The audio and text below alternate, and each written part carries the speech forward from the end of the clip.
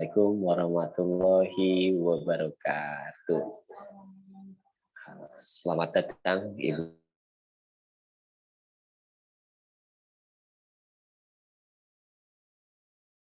yang sudah join dalam meeting Zoom hari ini.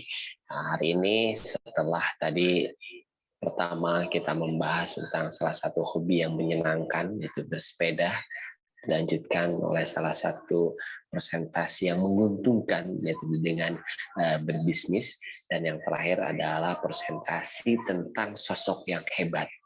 Siapa sosok yang hebat itu nanti akan dijelaskan oleh presenter kita. Sebelumnya saya kembalikan atau saya serahkan kepada moderator untuk memandu kegiatan presentasi sesi ketiga ini. Kepada Ananda Asri, saya persilakan. Ya, terima kasih Pak Rifa atas sambutannya. Selamat datang kepada semua partisipan yang hadir. Jangan lupa untuk men-screenshot untuk dokumentasi yang akan diminta di link absen. Materi kita hari ini yaitu guru hebat, membahas guru hebat. Tidak dibahas saja guru sudah hebat ya. Apalagi di masa pandemi ini, guru harus menyesuaikan dengan gaya belajar online. Ya, kita simak penjelasannya dari Ibu Herianti Ardiani, salah satu guru di SMK Pasundan, SMK 2 Pasundan Bandung. Kepada Bu Herianti dipersilahkan. Ya, terima kasih kepada Ananda Asri sebagai moderator, Bapak Rival selaku host, dan Ibu Nursida, instruktur kita, juga Bapak Ibu yang sudah join ya di Zoom kali ini. Ya, untuk kelompok kita memang kita 3 sesi sekaligus. Baik, yang akan saya share pada siang hari ini mengenai guru hebat. Ya.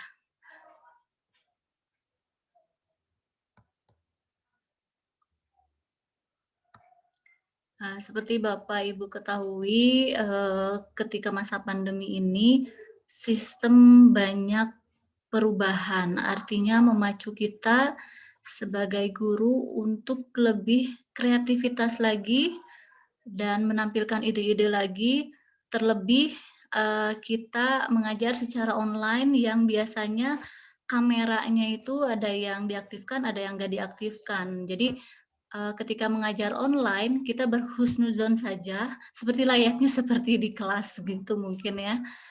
Nah, di sini apa sih yang dimaksud guru hebat yang akan saya sampaikan pada kesempatan kali ini? Nah, ini singkatan, jadi dari hebatnya itu H-nya adalah hidup ikhlas, target jelas, E-nya efektif dalam berkomunikasi, B-nya belajar dan bekerja dengan benar dan sabar, A-nya asik ketika mengajar, T-nya tetap lapang dada apapun keadaannya, ya. Hidup ikhlas seperti yang kita tahu, kita selaku umat muslim ataupun agamanya apapun gitu ya, mengetahui bahwa ikhlas itu adalah lillahi ta'ala, karena untuk dan hanya milik Allah Subhanahu wa Ta'ala gitu. Jadi kenapa kita harus ikhlas?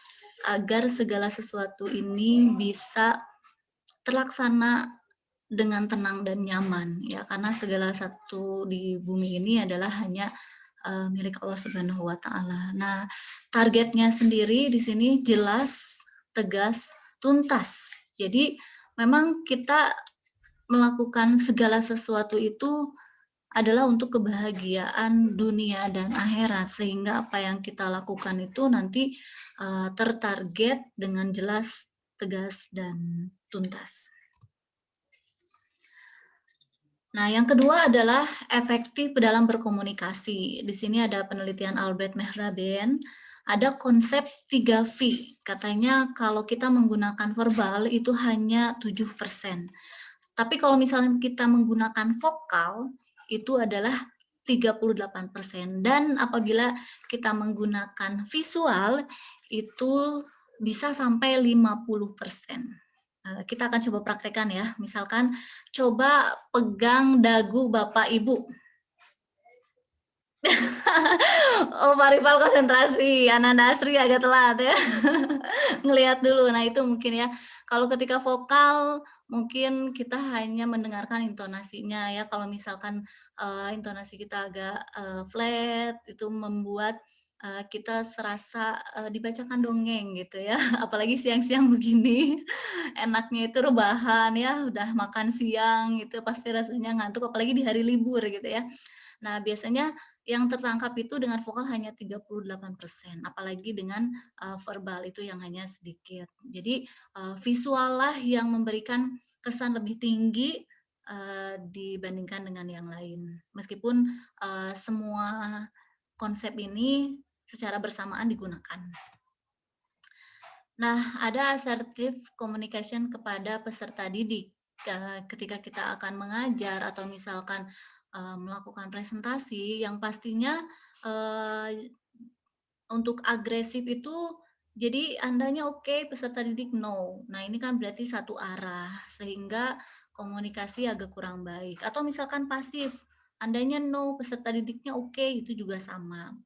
Nah, apalagi yang paling parah ini abortif gitu ya. Andanya no, peserta didiknya adalah no. Nah, yang paling bagus adalah asertif. Jadi Anda oke, peserta didik pun oke gitu ya. Nah, menurut Bapak, Ibu, dan Ananda sekalian, kira-kira ini gambar apa? Mungkin bisa. Coba Ananda Asri, ini gambar apa? Kupu-kupu, Bu. Kupu-kupu ya. Tapi ini jelas nggak gambarnya?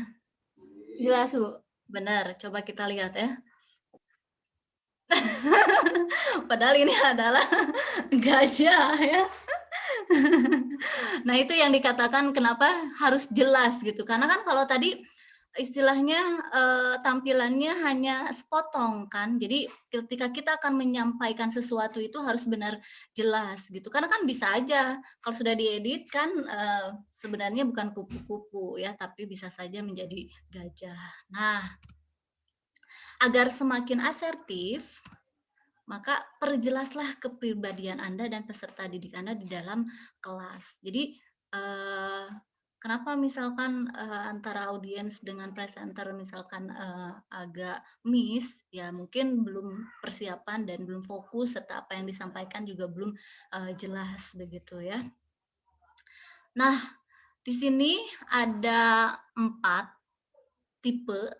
Ya, ini tidak hanya untuk guru aja sebenarnya karena konteksnya kita di bidang pendidikan berarti antar guru dan murid.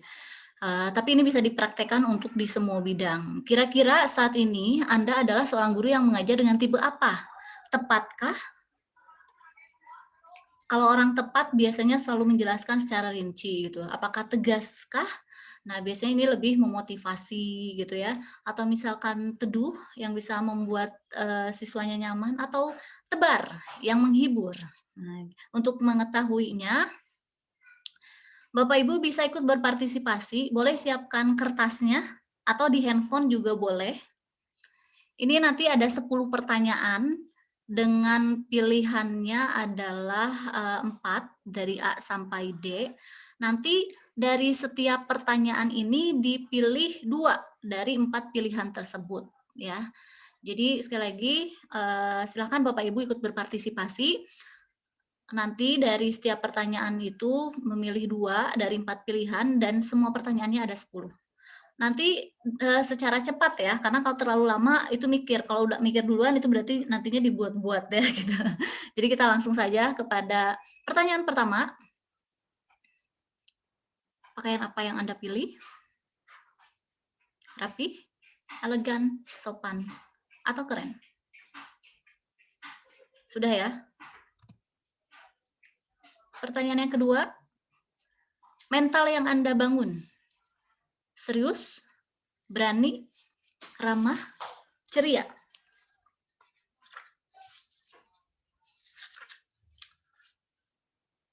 Oke. Paling nikmat berpikir, membuat keputusan, mendengar, atau berbicara?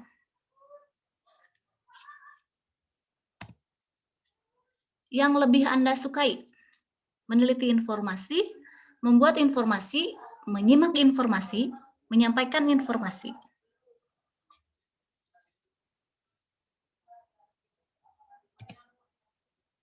Kalau Anda bekerja, tekun dan tuntas, visioner dan percaya diri, rendah hati dan siap membantu, penuh ide dan semangat.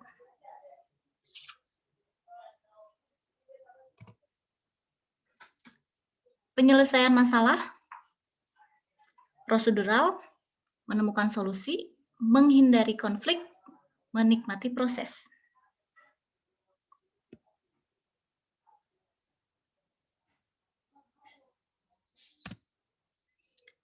Anda adalah sosok yang kuat ingatannya, kokoh pendiriannya, santun perilakunya, banyak temannya.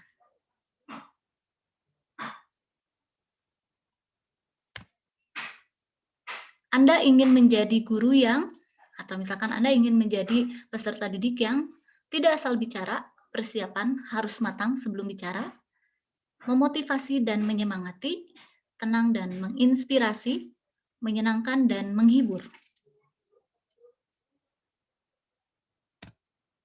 9. Bila Anda berbicara, pelan, teratur, hati-hati, tegas dan menghentak, sopan dan santun, atraktif dan seru. Terakhir, murid yang baik adalah yang serius, fokus mendengarkan dan kritis apabila kurang paham, yang cepat termotivasi untuk sukses, yang mendengarkan Anda dengan santun, yang proaktif, antusias, dan ceria. Oke, sudah ya. Silahkan dihitung. Mana yang lebih dominan? Apakah A-nya, B-nya, kemudian C kah atau D? Jadi yang lebih besar dari 6 berarti itu adalah dominan Anda. Meskipun sebenarnya tidak 100% ini benar, karena pada dasarnya Anda itu harus memiliki semuanya, baik tegasnya, baik tepatnya, baik teduhnya, atau tebarnya juga. Jadi kalau misalkan hanya fokus di tegas, nanti kan tegang ya, tapi fokus di tebar juga terlalu monoton, misalkan terus aja ya ketawa, misalkan tepat juga ya, atau teduh juga ya. Yang lebih banyak A-nya berarti Anda adalah orang yang tepat. Jadi berbicara dengan serius dan benar. Kelebihannya detail, prosedural, jelas, berdasarkan data, lengkap, rapih, teliti, ingatan kuat. Tapi ada kekurangannya. Biasanya orang yang tepat itu vokalnya datar, monoton, kaku, membosankan, orientasi, menuntaskan materi, dan kurang pemaaf. Kalau Anda lebih banyak menjawab yang B, itu orangnya tegas. Jadi berbicara dengan penuh keyakinan. Kelebihannya selain vokal tegasnya menghentak, percaya diri, visioner, memotivasi, menggerakkan, berani, bersaing, optimis, dan good leader. Tapi kekurangannya adalah kasar, kurang empati, terkesan sombong, kemudian suka menyuruh, enggak disuruh, ambisius, dan money oriented. Kemudian kalau yang lebih banyak menjawab C, itu biasanya adalah tebar, ya, berbicaranya dengan menyenangkan. Kelebihannya vokalnya tinggi, fleksibel, menghibur, supel, ceria, antusias, penuh ide, dan mudah memaafkan. Tapi ada juga kekurangannya, materi tidak fokus, tidak tuntas, terlalu banyak bicara dan bercanda, senang pujian, ceroboh, dan pelupa. Nah, kalau yang menjawabnya lebih banyak D, itu orangnya teduh. Jadi berbicara dengan santun dan tenang. Kelebihannya vokalnya fleksibel, pendamai, ramah, santun, toleran, bijaksana, empati, moderat, dan mau mendengar. Sedangkan kekurangannya mudah gugup dan gelisah karena takut membuat orang lain tak nyaman. Pelin-pelan juga, penyungkan, penakut, kurang mandiri, dan takut untuk menolak. Begitu ya. Jadi sedangkan kita untuk mengidentifikasi audiens cukup saja melihat dari ekspresi wajahnya, cara duduknya, atau cara merespon humornya. Jadi kalau misalkan kita humor tapi nggak tertawa, nah berarti tidak fokus audiensnya, begitu mungkin ya. Masih fokus yang lainnya? Oke, masih ada waktu ya. Sekitar 3 menit lagi ya. Nah, kemudian untuk yang ketiga, yaitu B-nya, belajar dan bekerja dengan benar dan sabar. Nah, jadi sebenarnya semakin sulit sebuah persoalan, maka semakin menantang dan menyenangkan, sehingga semakin besar solusi yang keberkahan yang datang ya. Otak kita itu berfungsi untuk mengolah semua tanda, data, informasi, ilmu, keyakinan, keimanan, dan keikhlasan. Jadi apabila kita melatih misalkan mulai dari tanda-tanda yang diterima, kemudian mengolah data menjadi informasi, kemudian mencari ilmu sehingga menjadi keyakinan dan kita beriman, kemudian terakhirnya adalah ikhlas, maka kehidupan kita akan semakin tenang. Tapi misalkan kebalikannya, kalau kita itu tidak ikhlas, tidak beriman, yakin, tidak mencari ilmu, kemudian informasi dan data serta tanda yang diambil adalah menjadi suatu hal yang negatif, misalkan hoax atau dan lainnya, itu semakin tegang. Jadi untuk dapat bisa belajar dan bekerja dengan benar, kita harus mengolah tanda ini menjadi sebuah data, kemudian informasi, ilmu, keyakinan, keimanan, dan pada akhirnya adalah menjadi keikhlasan gitu. Nah, yang keempat adalah asik ketika mengajar. Ini optimalisasi teknik vokal dan visual ya. Teknik-teknik vokal itu ada 3 ya. Ada yang menggunakan di leher, ada yang di dada, dan ada yang di perut ya. Biasanya kalau yang di perut itu lebih kepada apa ya? MC mungkin ya. Assalamualaikum warahmatullahi wabarakatuh. Biasanya itu dari MC ya. Tapi kalau misalkan dada, biasanya Bapak Ibu guru ya. Baik anak-anak, hari ini kita akan akan belajar tentang teknik vokal. Atau kalau misalkan yang di leher, biasanya itu orang yang terkesan marah. Oke, kamu yang di sana, kenapa? Atau biasanya apa ya? Orang-orang yang sering di luar ruangan ya, karena mungkin efek dari faktor luar yang terlalu keras sehingga secara tidak sadar menggunakan vokal di leher ya, itu jadi terkesan seperti marah. Jadi itu kalau untuk teknik vokal ya. Jadi di perutkah, di dadakah, atau di leherkah? Nah, itu tinggal nanti kita lakukan sesuai dengan keadaan dan kebutuhan. Nah, untuk visualnya, kita mulai dari harus menyiapkan PowerPoint, kemudian video ya, ekspresi mimik wajah ketika kita akan presentasi, kemudian tidak sering membelakangi, itu kalau misalkan tatap muka ya. Jadi biasanya kalau misalkan kita lagi di depan menulis di papan tulis, jangan sampai membelakangi, karena kalau kita lihat ke belakang nantinya udah pada hilang atau tidak etis juga ya. Kemudian gerak tidak kaku dan selalu simetris, selalu tersenyum ya, tatap mata tidak sering menunduk, kemudian berdiri dan rileks, nafas teratur ya. Itu untuk yang keempat. Nah, yang terakhir ini adalah tetap lapang dada apapun keadaannya. Kalau sudah berbicara seperti ini, itu tergantung dari tujuan dan niat kita ketika akan melakukan apapun ya gitu. Kalau menurut Bapak Ibu anak-anak sekalian, kira-kira lapang dulu baru masalah selesai atau selesai dulu masalah baru berlapang dada? Coba kalau untuk Ananda Asri kira-kira yang mana? Lapang dada dulu baru menyelesaikan masalah Atau selesai masalah dulu atau lapang dada? Berlapang dada dulu baru menyelesaikan masalah. Iya, luar biasa. Betul ya. Harus lapang dada dulu baru menyelesaikan masalah. Kenapa? Karena berusaha itu adalah kewajiban. Hasil itu kejutan. Dan ikhtiar itu adalah ibadah. Sukses itu hadiah. Kita nikmati prosesnya, matikan protesnya, dan hiduplah progres. Itu quote dari Bapak Nunu Zainul Fuad atau kita kenal sebagai Kang Zen ya. Jadi pada dasarnya kita sebagai manusia ini hanyalah berusaha berikhtiar, sedangkan untuk hasil dan sukses biarkanlah Tuhan yang memberikannya. Kita hanya menikmati prosesnya, matikan protesnya, dan hiduplah dengan progres. Begitu mungkin untuk materi mengenai guru hebat. Terima kasih kepada semuanya yang telah memberikan kesempatan.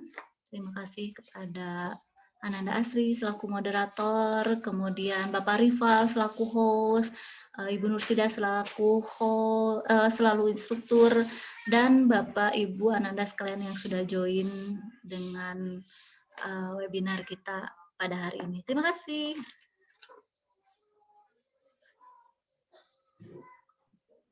Ya, terima kasih kepada Bu Herianti atas penyampaian materinya. Sangat tidak terasa ya, sangat fun. Guru hebat itu guru yang bisa menyesuaikan dengan muridnya, menurut aku. Semoga pendidikan Indonesia lebih maju ke depannya, pastinya. Amin. Kepada Bapak Ibu, apa ada yang ingin ditanyakan kepada Ibu Her?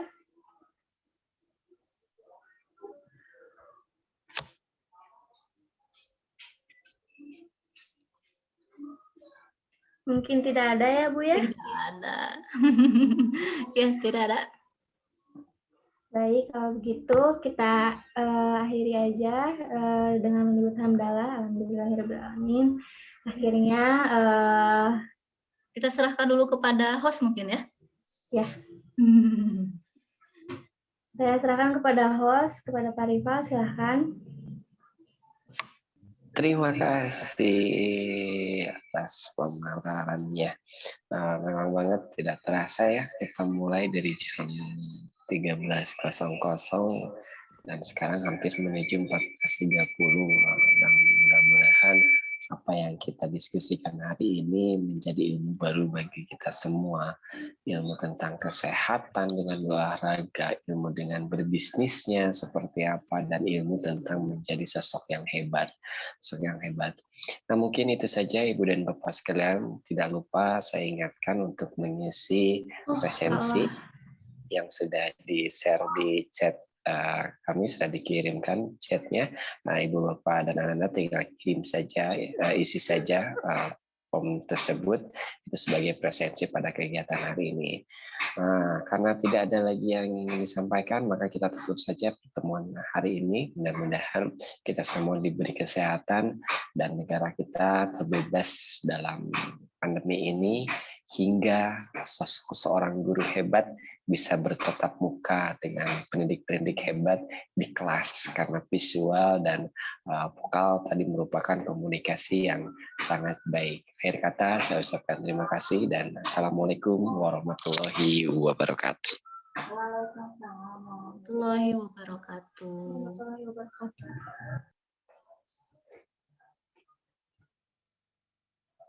Terima kasih.